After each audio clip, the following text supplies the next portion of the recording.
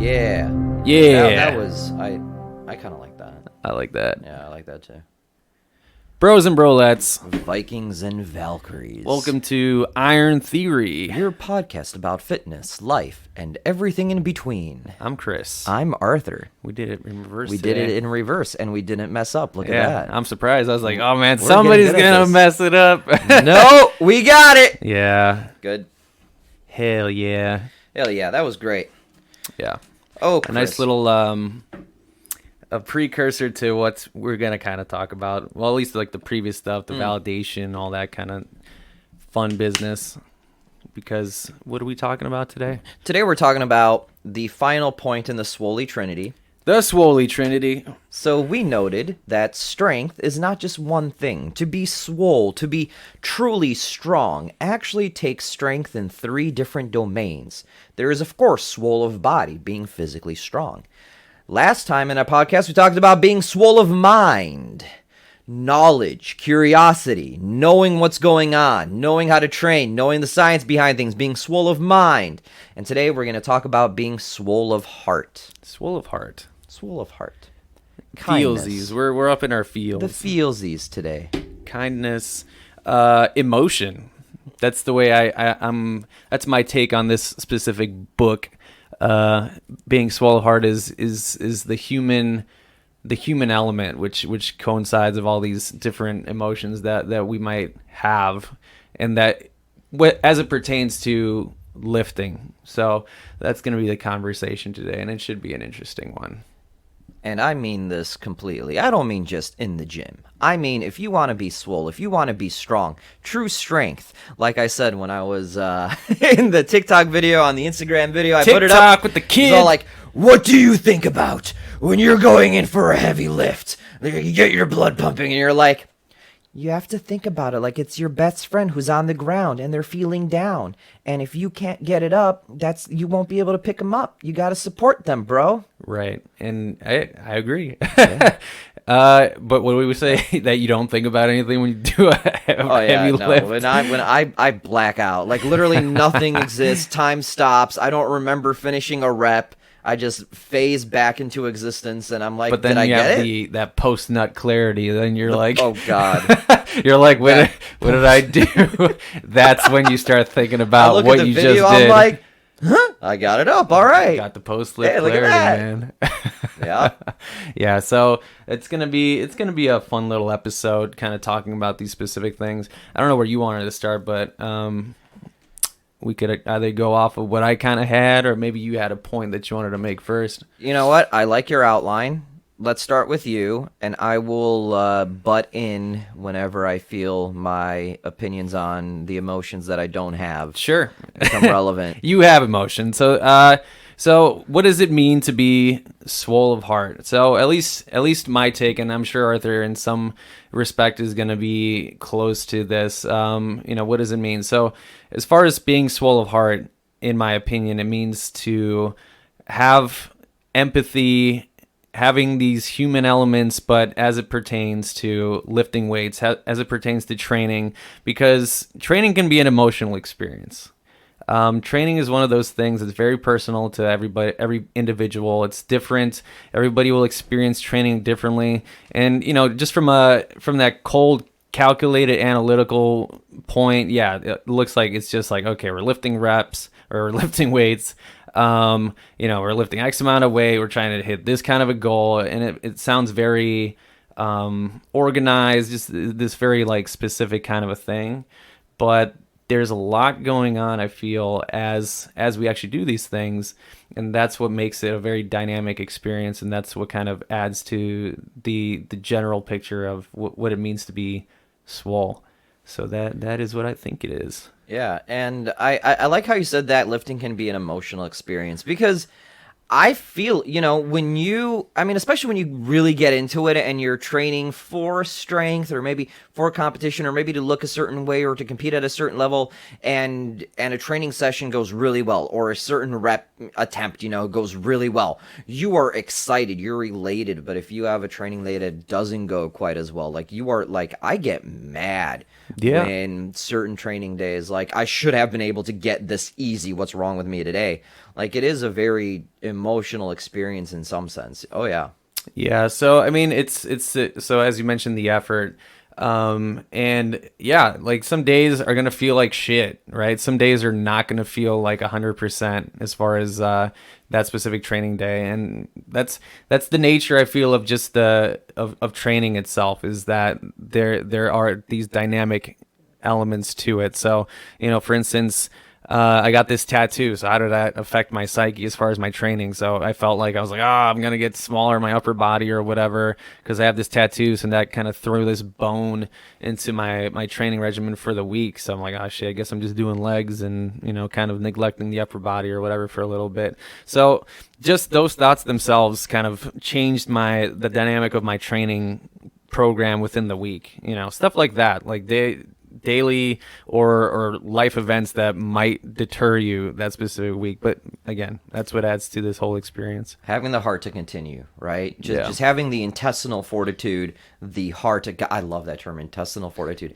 Just having the guts and the heart to continue day in, day out. When you're sore and you're hurting, not injured. Don't be smart, right? We talked about that last week. Be smart, train smart. But if you're just sore, because if you're training at a high level, you're going to be sore. Shit's going to hurt. Just having the heart to just be like, okay, I just need to get this done. Everything will be better once I start moving. I just need to get through it. I have a goal. I am committed to this goal. That's full on just like that. That takes heart. That takes courage. That takes some hardened emotions. So just to kind of go into more detail about at least my week. So the way it kind of looked like was, okay, I had my first day back in the gym on Tuesday. So I got my tattoo on Monday, and then I went in on Tuesday. And I knew I wanted to work out. Like that was bar none in my head. I knew that was going to be something that I needed to do. I could have sat it out, but I'm like, okay, so I'm going to hit legs today. I'm telling myself this. And I'm going through the exercises. I tried to do a squat, and I'm like, okay, I can't do a barbell squat because my arm was very sore. I couldn't get my arm into this specific position because my elbow and the flexion, it was just like super tight. I didn't want to risk tearing anything within that area. So that kind of deterred me. So like stuff like that, I was like, fuck. Like it's like all or nothing sometimes. It's like I either do this barbell squat or I just don't squat at all. Like sometimes I have this very black and white mentality where it's like all or nothing, which is not necessarily good, but that's why we're talking about this right now, because that's just one of my faults, right? But as I kind of sat around on my phone trying to figure out what I'm trying to do, trying to get my mind off of being pissed off about that squat, I'm like, okay, I'm going to do the belt squat.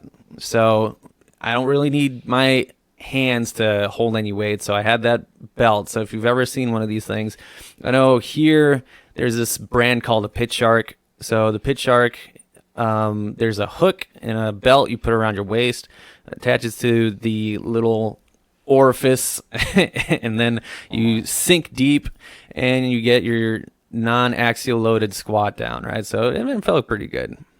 So as I was going through those reps and sets, I started feeling better. I started feeling more in sync with the exercise and the training, and it felt pretty good. Yeah.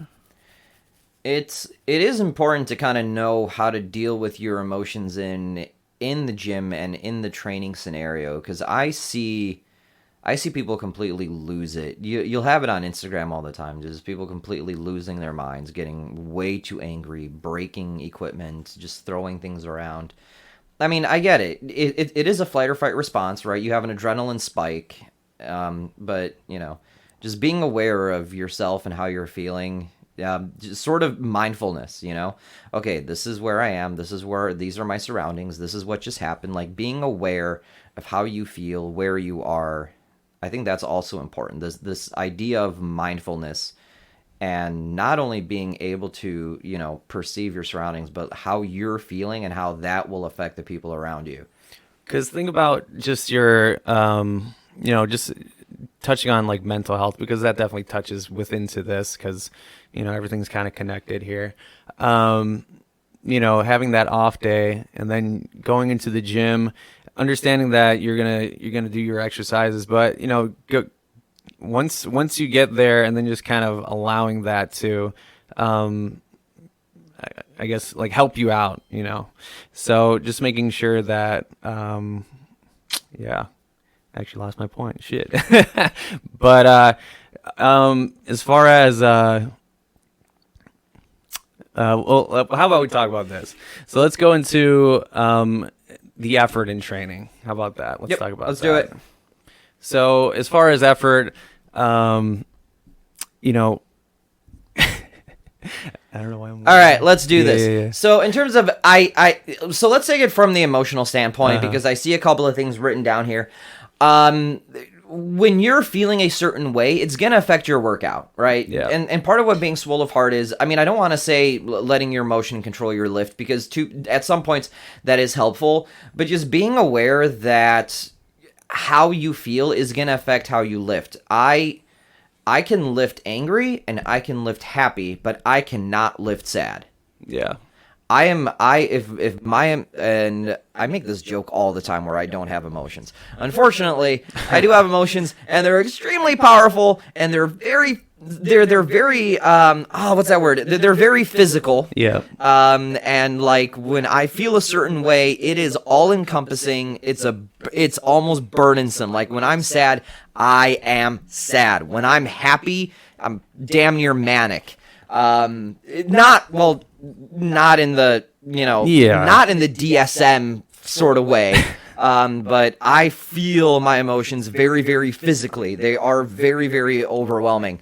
And when I'm, when you're feeling angry, you can take it out. When you're feeling happy, you're in a great mood, you can lift.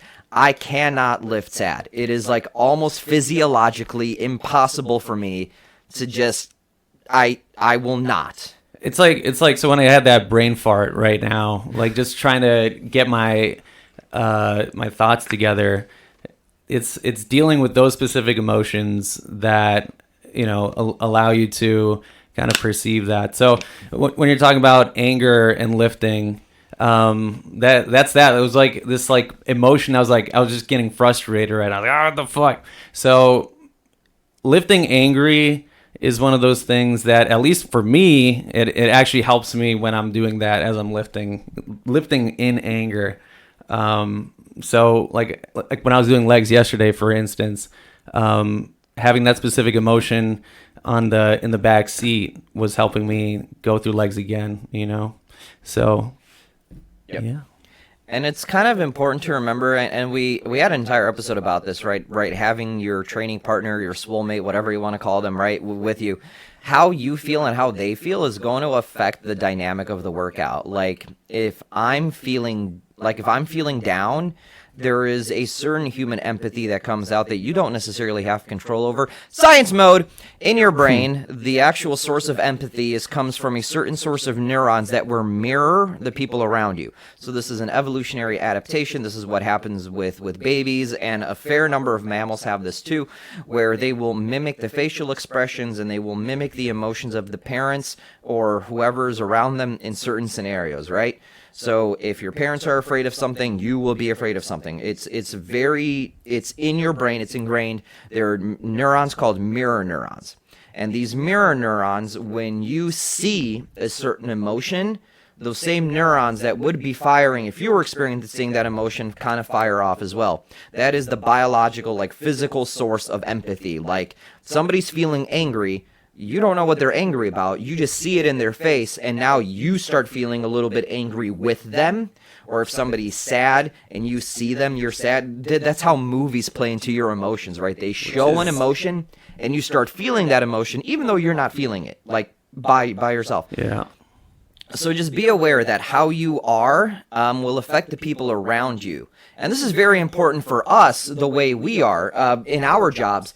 If I'm angry, my students will get angry. Like if they see that on me. So sometimes, unfortunately, you just have to put on a certain face, right?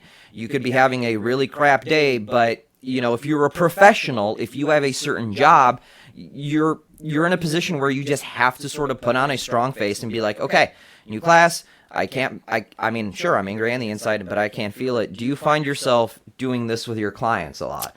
Yeah, I mean, as far as that, like when I'm, depending on my day, but I guess we can use 2 days ago, for instance, where, so again, still kind of fueled by this like irritation, this kind of an anger thing. But as I'm training this person, these individuals, I think the fact that I had this expression on my face kind of translated to, the way they were kind of going through their workouts as well.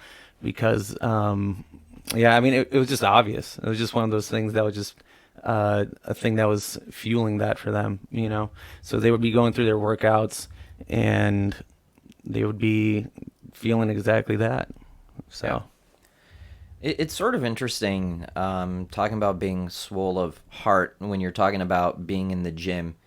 Because this is kind of something we have talked about a little bit before, right? Just being kind, welcoming, respectful of other members of the gym. Everybody's there for a different reason.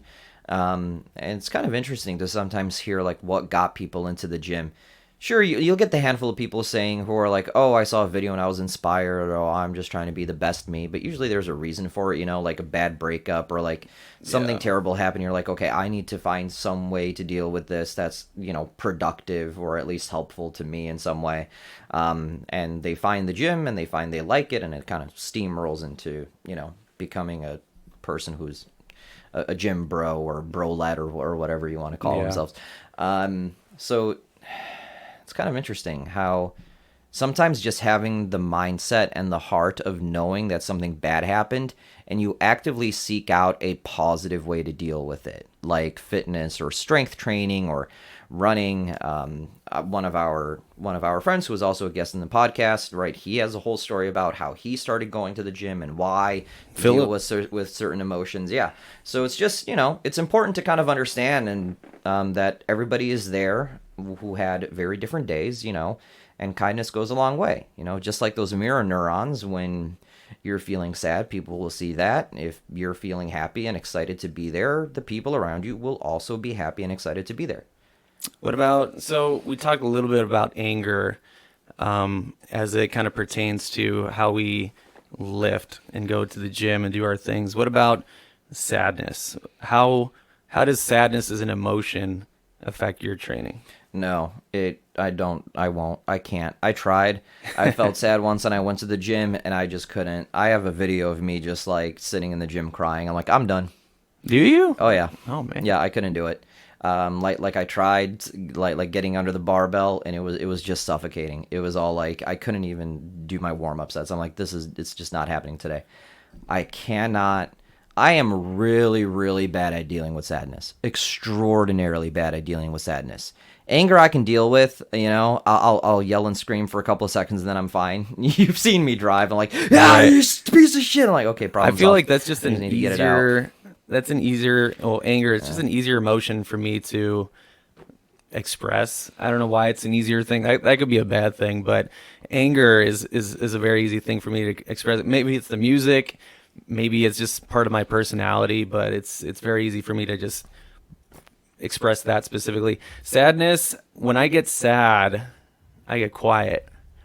And usually that's very internalized. But when I go to the gym, and it's very interesting because sometimes it's the case that I will still go to the gym, I'll still exercise, even just having those little episodes. But the workouts do suffer. I would say, just because it's like, okay, well, now you got this specific thing that's on your head, and you're trying to think about that, and then you're trying to think about your workout, and it's just not going up to plan. But I'm very internal when it comes down to the sad thing. So expressing that, I don't know, I can't function sometimes as far as like doing that. It's one of those emotions that I can't, Yeah, sadness is a toughie. I mean, there are some people who are really good at dealing with sadness. I mean, like trauma nurses, like social workers, especially who work with children, right? These are people who can they can turn their sadness on and off or hide it or something, and I am not capable of doing that. What helps you get over sadness? Time, music. I think music. I think talking about it, like like the conversation we're kind of having right now, just kind of having the conversation, seeing where it goes, and just letting it kind of express itself out. And then usually I feel better at the end of the conversation. Typically, it's just I think it's just kind of bringing it out into reality that kind of makes it feel better for me. When I'm having like. Sometimes I have a bad day and I'll just like actively like ask a friend of mine like, hey, you want to go for a walk? Like I need to get out. Like I need to talk. Obviously I like talking. Sure. I like talking things through. I get really mad. Just really, really mad if somebody doesn't want to talk through something. I'm like, okay, listen, this is affecting both of us. We need to have this discussion right here, right now. Like I don't care what's going on. I don't like it. I like to settle things through like very thoroughly To confirm. Confirm, deny, whatever. Just sadness is sadness, sometimes I just need to rant, talk it out, and then I'll get over it. When you're sad and you go with music, I tend to go for something very cathartic. Like I'll go like, okay, this song makes me cry, I'm gonna have a cathartic moment, get it out of my system, hope for the best. Do you do that, or do you look for something to change it? I try to look for something that's a bit more epic. I want to say something that's a bit more like melancholy, but it's very dynamic as far as the sound that it's producing. But usually I won't go for sad music because I feel it kind of like puts me still in that specific zone of sadness. So I try to look for music that I like, maybe something that puts me back to a happier feeling. Like songs that I associate with X, Y, and Z. Yeah. And that usually kind of helps me with that specific emotion. And I do feel better, I feel, when I do that. So, yeah. Everybody's got different ways of dealing with, their emotions, Yeah. I will live in it. I will take the sadness. I will feel it. I will play the sad song. I will have my cathartic moment. I'll have a cold shower. Better. And just sit in the shower. If I have a cold shower, I'm pretty sure I would break a wall. But I like that is actually one thing I like to do. So let's say I have just a shitty day. I'll go home. I'll take a really long shower. I'll play whatever music, and I'm just in the shower, like probably for more than 20 minutes or whatever, 30 minutes, racking up that water bill. Yeah, but you know what? There's something weird. There is something soothing and calming about just being in water. The water, but like specifically the water hitting me, yeah, and just listening to the water. It's it very is, therapeutic. It to is, me. and you see it in movies too. Like they'll splash cold water on your face or something. There was something weirdly therapeutic about just water. It's something. I think it's the act of like you feel like you're cleansing that specific thing away from you. I think that's what it is. Very metaphorical. I'm impressed. I think that's what it is. I'm not 100% certain, but I'm just gonna say that's what it is. It's all sounds right to me. And it is sort of ritualistic in some sense, like, okay, I'm just gonna wash these emotions. Yeah, that's interesting. I think there's something there to that. And then, so there really isn't that much left to talk about being swole in the gym, but I mean, just in life, in general.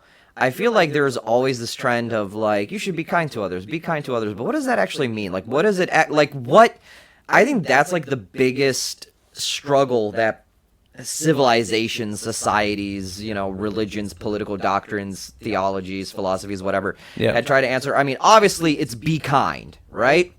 But what does that look like? Like, what does it mean to be kind to others? Like, what does it mean? Like, don't be a dick. What does it mean to not be a dick? Or what does it mean to be a good person? I think there's things that we understand as human beings. And like you said, so, being in the gym, all those emotions that we feel still are pertaining to everything else we're doing in life. And this is a podcast about fitness, life, and everything in between. So we're going to take it to that position right now. I there must be some kind of unwritten rule, like, okay, don't don't kill that guy. Like, I mean, like, I don't know. Is there something in our heads that but tells us? is there ever a moment in which letting someone die is the kindest thing you can do? Like here, I'm thinking about all these like, euthanasia debates and like the right to die. Right? If you're suffering and you want to go, who am I to say that no, you must continue to suffer? This is something that you want. This is something that you are not unstable. You are in your right mind. You are totally logical. You are in a position where you are in excruciating pain or something, and medically assisted, you want to go. Who is anybody else to say, like, is that not kindness in that case? It's like my philosophy class in first year of college. Right. I think that was a question Like I remember. you them sit there and asking. it's this question. My undergrad philosophy class was the philosophy of happiness. Like, what does it actually mean to be happy? Can you define what that is? I mean, I was sitting there and like, yeah, that is when the serotonin reuptake is happening at an increase. But whatever. Is that You know? invalid though? No, it's not. I always, that's emotions don't have an equation to it, which is what is so obnoxious to me. You can't Because you like predict. you're the kind of person who likes that certainty within the answer, and Yeah. I think emotions and talking about emotions themselves, and I kind of struggle with this too, is not having that certainty to know why the hell it is that this person's feeling that or whatever. Yeah, like why people are feeling like something that makes me totally happy will make other people sad. I'm just like, but what? But I think that's Or even backwards. It's just weird. so empathy. I think that's where empathy kind of comes in, is to understand what this person might be going through on some level. So usually when we try to empathize with the individual, we try to refer back to something in our experience to kind of deal with that situation.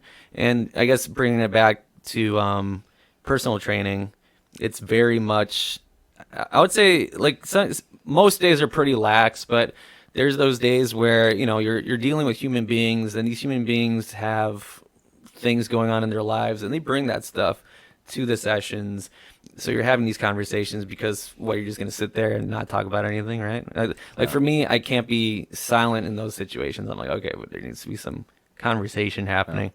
And you learn a lot about these people, and you get to try to experience like what they experience that specific day. It could be a trivial thing in your head, but just trying to understand why this specific thing might be bothering them, or why are they happy about this specific thing, which makes it a pretty rewarding experience in that case.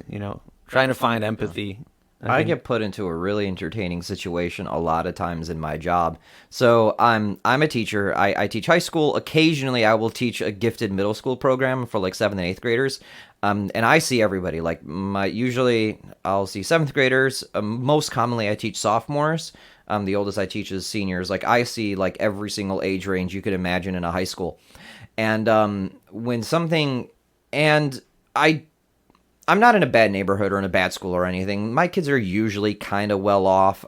It is still Chicago public schools, so you do get, occasionally like, okay, this is obviously Chicago, this is what happens. But occasionally you'll have kids, who have good lives, upper middle class, they're well off. And it's interesting to see some of these, the sort of issues they bring, because it's the worst thing that has ever happened to them so far. And Yeah. sometimes a kid will come in super, super sad, they just got into a fight with their boyfriend or something, and it's the worst fight they've ever had with their boyfriend because it's the first and only fight they've ever had with a significant other. And you sometimes have to keep that in mind, by the time you finish college or by the time you're 30, you've had your X amount of fights and you're like, oh, okay, well, okay, whatever. It's easier to get over it. Right. But, here's this 13, 14-year-old, like this is the first time they're ever feeling this. It's important to, to you it might seem trivial, like a little thing might seem stupid to you, but that's only because it's happened to you, septillion times. Right. And it's funny you mentioned that because I train a few teenagers, and like it seems like, you know, as we're teenagers, we start to experience a lot of these like kind of like life changing events. You know, it's the first time we're training, or the first time we're experiencing, yeah, love and heartbreak and all these specific things, and trying to deal with these specific emotions. Yeah, I wanted to bring that up too, but because what was the point you made? Something about it was the Well, yeah, that because shit. you were like, are there unwritten rules about being kind? And you're Yeah, like, yeah, oh, yeah. well, don't kill that guy. Right, And I'm right. like, well, okay, but sometimes though, Right. okay. I mean, that's why, like, just to get to that point. So thanks for your comment, Jalapeno? jalapeno. Yeah, jalapeno, jalapeno. I think there are exceptions to that, right? You know, to end suffering, to just try to, you know, ease somebody's pain in that sense. I think that would be an exception to that specific thing I mentioned. But back to the you were talking about your kids and stuff like that. So I trained a few teenagers, and yeah, I mean, just like going back to that time when I was a teenager. Like I've experienced that too. You know, I've had relationships and stuff like that. So again, trying to get on their level, because like to them at the moment, for me, I'm like, yeah, whatever, like been there, done that. You'll learn or whatever. Sometimes whatever that default kind of like thought that comes into my head is, but trying to actually understand that person in that moment. So going back to trying to feel that specific way, it helps with the conversation. It helps kind of this person try to deal with that. So in turn, it helps with the training, and then having them start thinking about all these other things for training, so they're not like overloaded with all this stuff, which is still difficult because they're teenagers, and being a teenager can suck. It can, Yeah. but they are fun to work with every now and then. you Yeah. know? they're an That's true. entertaining group. Sure. What? I still want to go back to that. What does it mean to be kind? Like, what does it mean to be a good person? Because Well, let's think about it. Because there are so many like conflicting ideas in, because you have, you know, the super altruistic sense, which I don't believe altruism exists, right? It's complete selflessness, right? Working for others, disregarding your own needs. But I don't think that's there, because if you are an altruistic person, if you do something good for somebody else, how do you feel? I feel like Well, then that ends up being kind of a little hedonistic, doesn't it? I mean, I think we're selfish creatures by nature. I don't think there's a situation where we're just completely selfless. Like there's nothing in our heads that triggers a helpful like response or whatever. You know, the dopamine hit, or you feel good. I mean, that'd be a benefit, right? Yeah. Like, and I don't want to say that everybody is self-serving, or that every motivation has some sort of impulse that, No. okay, it's going to benefit me in some way. But, you know, if you're doing good for the sake of feeling good, does that make you any less of a good person? Like, and I see this all the time. Like, let's say, like, you are somebody who volunteers consistently, you post about it on social media, so other people think you're a good person. You're still volunteering. Does the intent, right? I want people to think I'm a good person. Does that change the act you did? I don't think it does. I think again, it comes down to your perception of that specific thing. But like, I think for most people who would look at that person doing that specific deed would say that yes, that is a good thing, you know, whatever that is. But for that individual that actually did the act, like let's say I was doing it, whatever it is, so volunteering to help homeless people or whatever example. I feel like just that act of like helping an individual who might not have a certain amount of stuff is a good thing. You know, why I think that's something I guess we're still trying to figure out right now. But like it's just in my head, I'm like, yeah, that's great. I did a good thing. This person has less, I have more. Here's more, right? All right, or here's like my time or something. Yeah, like time. My volunteer, like I don't donate money. I don't do anything like that. Hell, I don't even help people half the time. I do ecosystem restoration work for my volunteer work. I do it like twice a week, just because I enjoy it. It's not. Oh God, it's not even helping other people. Well, indirectly, ecosystems are okay. Whatever. I can go down the economic route of why maintaining biodiversity Rabbit is hole. beneficial to people, but it's just at some point, it's just a good crowd, and I like the people, and we hang out, and I'm covered in mosquito bites pretty much head to toe, but like I Nice. don't care. It's all like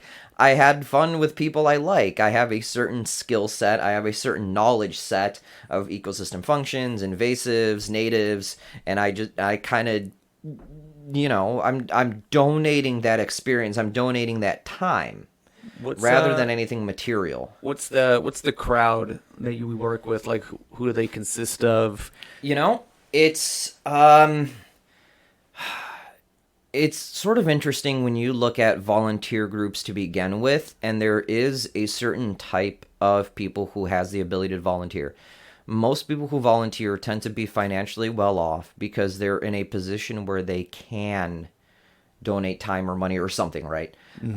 It's very rare that you will find somebody super low on like a on the socioeconomic ladder volunteering just because they do not have the actual ability, even if they would want to. They're either working or doing something. They just do not have the ability or the time to volunteer.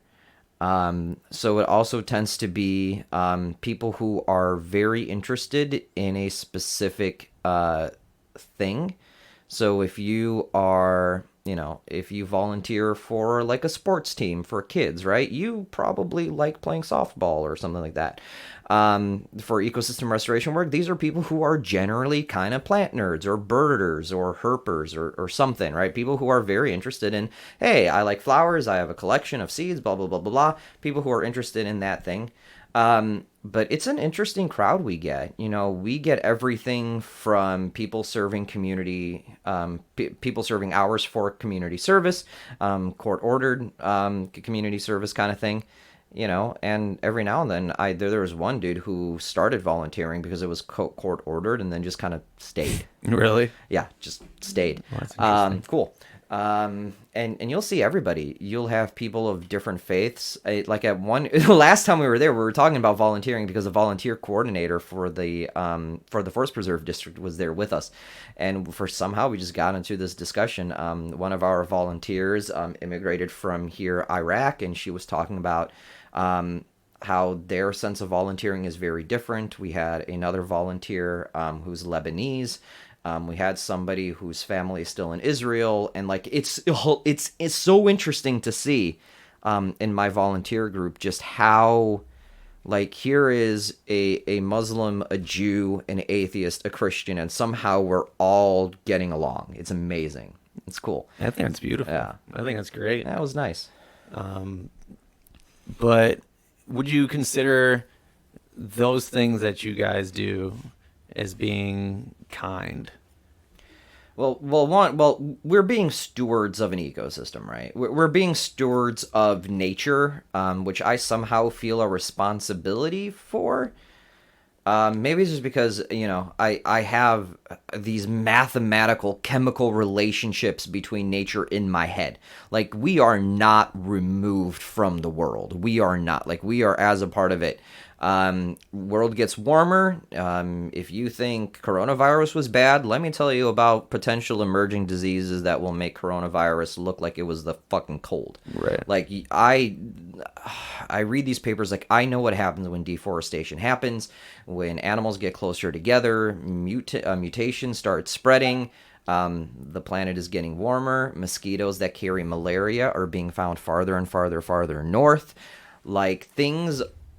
So I can go on forever about how being stewards of the planet is in turn also going to help you. But in terms of the people, when I listen to them speak, and it gets sometimes really emotional, but like what just being a volunteer consistently has done for them, right? Giving them new friends, giving them something to look forward to, giving them like some sort of sense of purpose or meaning in their actions. You know, you work a desk job in accounting.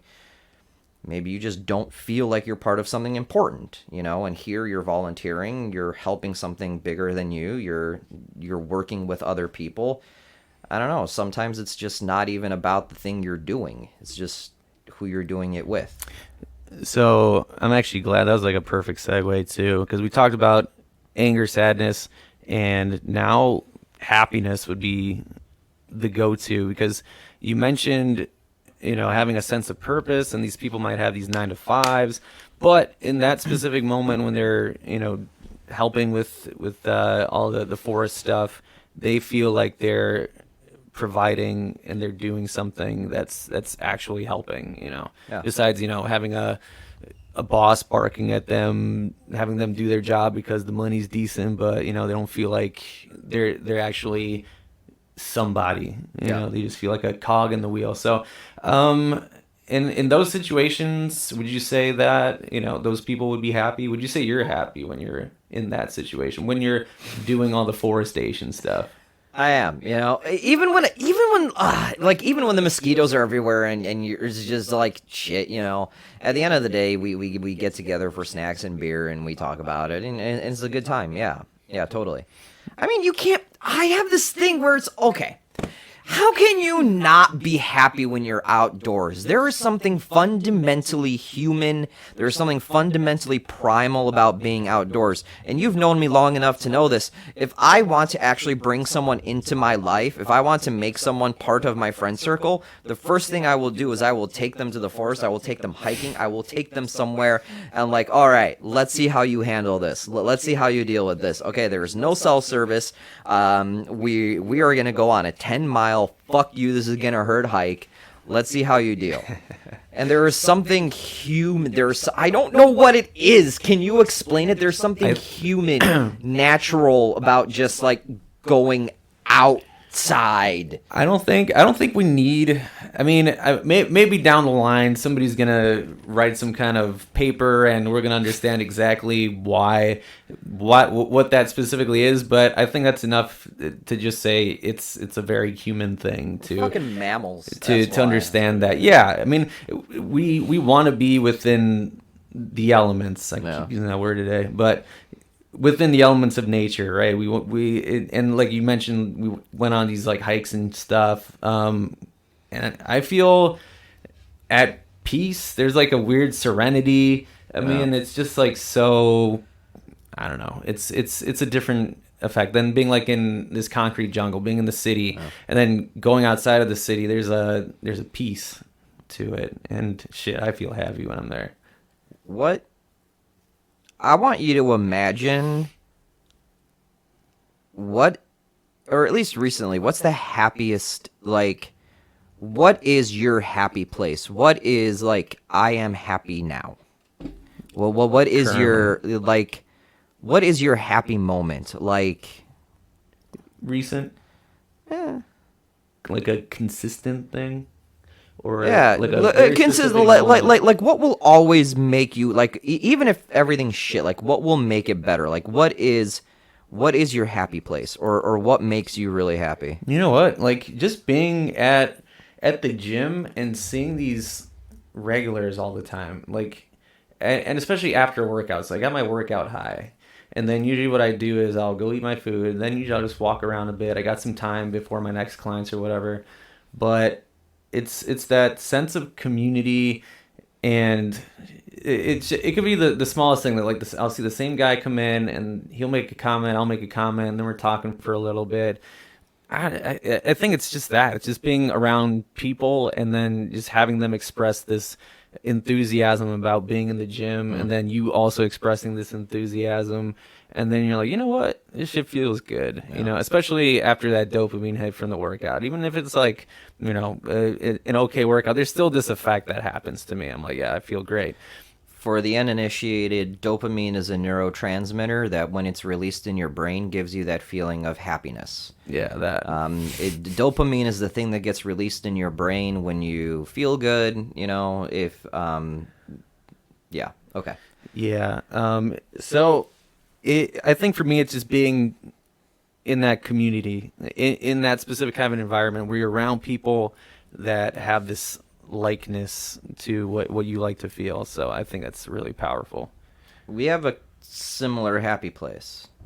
I'm thinking like when I think about where I'm really happy, I imagine, being on the deck with good food and my friends. Yeah. That is, oh my God, I'm crying on the inside. Like, I cannot think of anything better than just like, okay, here are my best friends. Here we're having some damn good food. We're grilling, we're having a good time. Just Being out there, just. I'm glad these specific things are just triggering these things, because just yesterday when we were playing that game, that's kind of how I felt. I was like, we have almost nothing right now. It's like 90 degrees. We're playing by candlelight. Right. It's hot as balls, and we're just. Oh, That was great. Have y'all ever heard of or tried laughter yoga? You force yourself to laugh until everyone in the class is hysterically laughing. It's very therapeutic. When I've done it, I walk out feeling almost high. That's interesting. Yeah, that's more that that mirror neuron thing. There was a whole set. There is a small set of therapy called laughter therapy, where it's just like forcing, because it's a physiological thing, right? Laughter comes from something happening in your brain. If you force yourself to laugh, can you reverse that chain? If you're gonna laugh, can you reverse it and then force the chemical reaction that would otherwise cause the laughter? And a lot of research says sometimes, actually it does work that way. Yeah, you could do it. Actors do it all the time, man. I feel like that's something you kind of do, is like, I mean, you'll throw jokes out and quirks and whatever, like, depending on who you're around, but usually you'll force a chuckle or two. I feel like that's something you kind of do, whether it's intentional or not, but that's just something I notice. As I don't know, as we converse, you look something up and it just happens to be funny, and you're laughing. Well, you have to do it. I mean, yeah. But yeah, so back to yesterday, just being in a humid, no lights, candles environment, no phone. Like I hate that I picked my phone up and I knew it was fucking dead. Like I hate that I actually did that, but it felt good just sitting there playing this game and just kind of experiencing that. I think that was really nice. Yeah, it was great. We should do it again. We should do it more. Let me just I like the turn crowd. the lights out. Just like the four of us. Turn off the lights. Turn off our phones. Put them down. Like fuck actually it. Okay, flip we're my box, gonna be turn all the humans electricity here. off. Like, wow. I mean, it's yeah. How many? I challenge whoever the hell is listening to this. Like, how many people can do that for more than 20 minutes or hell, even 10 minutes? How many people can just put down their phone, look away from a screen, and talk to whoever's in your house? I'll do you one better. Go out with your friends and go to dinner and put every phone in the middle. Right. And the rule is you split the bill. But if somebody touches their phone, they pay everything. Yeah. Challenge that. Ooh, that's a fun one. That's because it's sad. Like we're in this like specific, environment now where you can't really escape this stuff. It's like it helps with your work sometimes, and certain tasks are easier, obviously. So it's designed to optimize screen time. Like if you think about like, why am I getting a notification about, hey, watch this video now? Like it was posted 4 hours ago. Why am I getting the notification now? Because it's part of the system. This person hasn't opened the app for 23.7 minutes. Right. Let's give them a notification. Like my you tracking get app. viewership, that's what it is. Right. And that's what we're trying to get you people to do. Watch our shit. It'll make me happy. Right. I don't make know, us happy. Let Let that us quite have that dopamine hit from seeing 1,000 views on a video. All right, let's go. Exactly. I'm good. I felt happy for a microsecond. But no, really. Yeah. It's addicting. That is great. I do love... God, I want that. Part of, last time when we wanted to do this episode yesterday and then the power went out. Yeah. The day before I was on a walk and I just smelled a bonfire. And Oh, yeah. immediately, like, all these psychosocial sort of synapses started firing, and I'm like, Isn't that crazy? suddenly you start connecting this, like, damn, I wish I were there. See, when you say it like that, it doesn't sound sexy, but I know exactly what you mean. Yeah. You're like, Like, oh, okay. there's actually these things happening. Oh, but, wow, I'm so sorry that my... So your scientific explanation of what's happening. My when I scientific smell a fucking explanation is not bonfire. sexy. I don't know. You start talking to That's me kinda about sexy, I you guess. start talking science to me. I am wet. My Got that pussy wap. is ready. My wet. Yes. Get a mop and bucket, because I. Just a side note. So I live not too far from a street called Bussy Drive, like spelled about the same way. I think, I don't. I might don't know be what bus. I don't Bus. know. Who knows? Bus. but it was just funny. It's just bussy. Just a side note. It was part of the experience yesterday. So the power's out, so we're like all like, oh shit, let's go crazy, and Let's get food. ordered some food. Raining still, and we went out, and yeah, we had some fun. It was great. It was fun. But that's happy thoughts, right? So you mentioned the bonfire. Like a bonfire triggers this positive emotional response when you smell burning wood or whatever, right? Yep.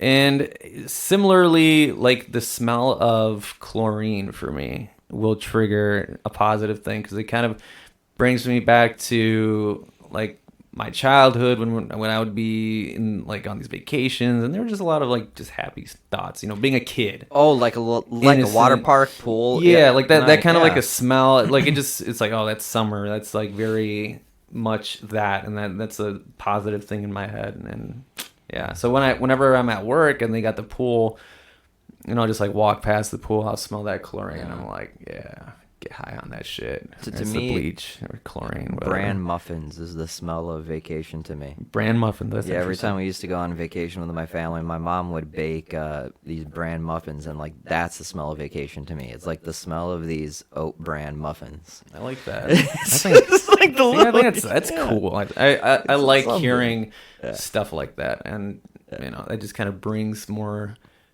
color to this experience of being this meat, flesh, and shit. Team, ladies and gentlemen, Vikings, Valkyries, everything in between. Be swole of body, be swole of mind, be swole of Yes. heart. Go be kind. Go spend time with friends. Eat some food. Lift heavy. Yes, be human.